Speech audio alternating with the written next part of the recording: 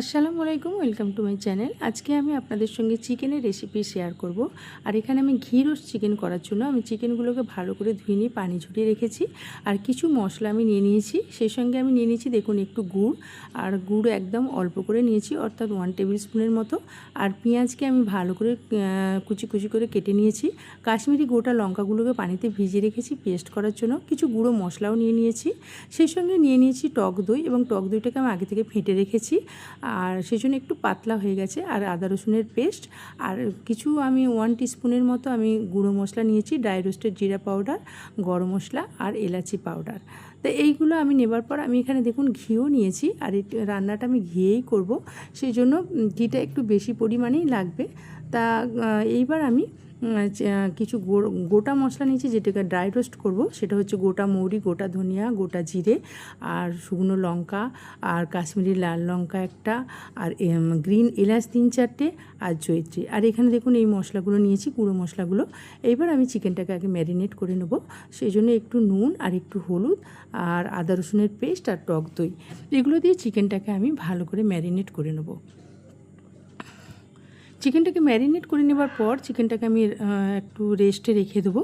আর যতক্ষণ চিকেনটা রেস্টে থাকবে ততক্ষণ আমি যে গোটা মশলাগুলো নিয়েছি, সেই গোটা মশলাগুলো আমি একটু হালকা লো ফ্লেমে, একদম লো ফ্লেমে আমি একটু রোস্ট করে নেব। তারপর যখন শুকনো একটা সুন্দর একটা গন্ধ বেরোবে, তখন সেটাকে আমি ঠান্ডা করে পাউডার বানিয়ে নেব। তা দেখুন আমি চিকেনটাকে আমি ম্যারিনেট করে নিচ্ছি। অবশ্যই কিন্তু টক দইটাকে একটু ফেটিয়ে নেবেন, আর ফেটিয়ে নিয়ে তারপরে চিকেনের মধ্যে দিয়ে দেবেন। তবে চিকেনটা আমার কিন্তু ম্যারিনেট করা হয়ে গেছে। এবার এটাকে আমি রেস্টে রেখে দেবো। এবার আমি গোটা মশলাগুলো আরেকবার বলে দিচ্ছি। দেখুন, গোটা ধনিয়া, গোটা মৌরি, গোটা জিরে, কাশ্মীরি লাল লঙ্কা, নর্মাল লঙ্কা, লাল লঙ্কা, এবং মানে গোলমরিচের গুঁড়ো, আর দারুচিনি, আর জয়িত্রী, আর গ্রিন এলাচ। গ্রিন এলাচ আমি 3-4টে দিয়েছি। এখানে আপনি বড় এলাচও একটা দিতে পারেন, বা তেজপাতাও দিতে পারেন। সেগুলো আর দিলাম না, তেজপাতাটা আমি রান্নার সময়ে দেবো। তা দেখুন আমার ড্রাই রোস্ট হয়ে গেছে, আমি ফ্লেমটা বন্ধ করে দিয়েছি গ্যাসের। আর এটাকে আমি একটু ঠান্ডা করে নেবো, তারপরে একটা পাউডার বানিয়ে নেবো। আর এখানে একটা গ্যাস অন করে একটা কড়া বসিয়ে দিয়েছি, এতে একটা তেজপাতাকে টুকরো করে দিয়েছি, আর এতে 2 টেবিল স্পুনের মতো আমি ঘি দিয়ে দিয়েছি। আর ঘিটা একটু গরম হতেই এর মধ্যে আগে থেকে যে কেটে রাখা পেঁয়াজগুলো দিয়ে দিলাম। পেঁয়াজটা একটু সফট হয়ে যাবে এবং ব্রাউন কালার হয়ে যাবে, তারপর এর মধ্যে আমি চিকেনটা দিয়ে দেবো। তা পেঁয়াজটা দেখুন অনেকটাই সফট হয়ে গেছে এবং ব্রাউন কালার হয়ে গেছে, সে আমি চিকেনগুলো এর মধ্যে দিয়ে দিলাম। আর আগে থেকে ম্যারিনেট করা চিকেনগুলো দিয়ে দেওয়ার পর 5 থেকে 8 মিনিট আমি এইভাবে হাই ফ্লেমে নাড়তে থাকবো। তাতে কি হবে, চিকেনের যে পানিটা বেরোবে সেটাও শুকিয়ে যাবে, চিকেনটা একটু ভাজা ভাজা মতো হয়ে যাবে। তারপর আমি এর মধ্যে মশলাগুলো দেবো, আগে থেকে রেডি করা মশলাগুলো দেবো।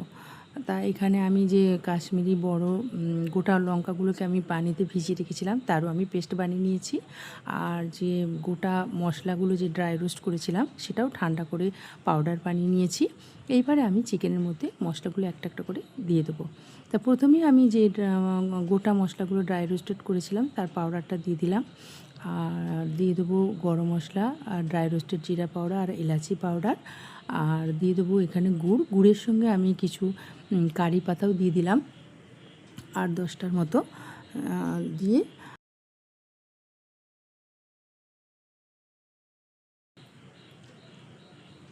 এবার আমি দিয়ে দিচ্ছি দেখুন কাশ্মীরি লঙ্কা, যে লঙ্কাটা আমি পেস্ট করে রেখেছিলাম। তা লঙ্কাটা একটু ভিজিয়ে রাখলে, আর লঙ্কাটা অনেকটা সফট হয়ে যাবে এবং পেস্টটা খুব সুন্দর হবে। তো এইভাবে কিন্তু আমি ভালো করে হাই ফ্লেমে চিকেনটাকে কষে নেব। আর চিকেনটা কিন্তু যেহেতু আমি ঘিয়ে একটু নেড়ে নিয়েছি, অনেকটাই কিন্তু 50%-এর উপরে কিন্তু চিকেনটা অনেকটা সেদ্ধ হয়ে গেছে। এবার হাই ফ্লেমে মশলাটাকে কষে নিতে হবে। আর এদিকে আমি একটু তেঁতুল নিয়ে তেঁতুলটাকে ভিজিয়ে রেখেছিলাম, এবং তার পাল্পটাও আমি বার করে রেখেছি।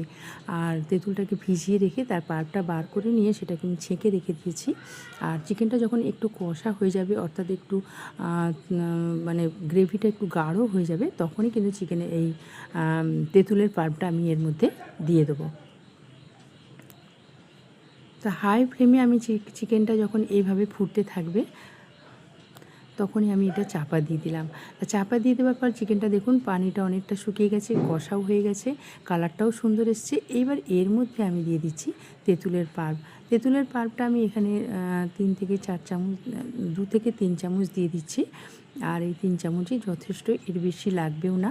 তা পাল্পটা আমি দিয়ে দেওয়ার পর চিকেনটা আমি আর একবার ভালো করে হাই ফ্লেমে কষে নিয়েছি। দেখুন ওপর থেকে কিন্তু তেলটা উঠে এসছে চিকেনের ওপরে। আমার চিকেনটা কমপ্লিট রেডি হয়ে গেছে। এবার গ্যাসের ফ্লেমটা আমি অফ করে দেবো আর একটা প্লেটের মধ্যে আমি সার্ভ করে নেব। তো দেখুন তেলটা আমি আরেকবার দেখিয়ে দিচ্ছি। এরকমভাবে তেলটা যখন উঠে আসবে তখনই মনে করতে হবে যে চিকেনটা আমার একদম রেডি হয়ে গেছে, আর ফ্লেমটাকে বন্ধ করে দিতে হবে। তা গ্যাসের ফ্লেমটা বন্ধ করে দিয়েছি আর চিকেনটা একটা প্লেটে সার্ভ করে নেব। তা রেসিপিটা যদি ভালো লাগে অবশ্যই ট্রাই করবেন, বানাবেন এবং টেস্ট কীরকম হলো আজিমা রান্নাঘরের কমেন্ট সেকশানে জানাবেন। এখানে আমি একটা কারি পাতা দিয়েই প্লেটে সার্ভ করেছি। তা থ্যাংক ইউ ফর ওয়াচিং।